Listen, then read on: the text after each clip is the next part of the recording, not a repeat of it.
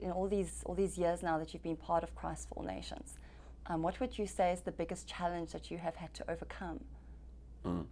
Well, probably from an organizational standpoint, it would be finances. Of course, that's always a challenge. But we learn to trust the Lord in these things. And I think no matter where you are in ministry, you know, even when the Lord lifts you up, the challenges are lifted up too. You know, everything grows together. So we constantly face that. I think there are challenges. You know, there's always relational things. Whenever God begins to use you, you discover that people react different ways. You know, sometimes they're your friends. Sometimes the people you thought were your friends become your enemies. And so there's lots of opportunities to humble ourselves and to display character.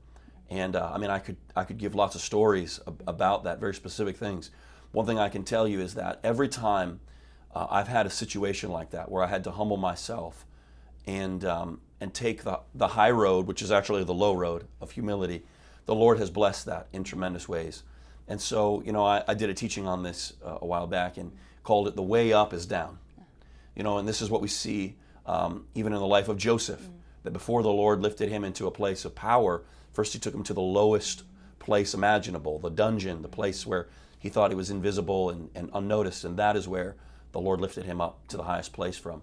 So I think those relational things and those issues of faith are always the challenges, but these are the things that become our great testimonies in the end.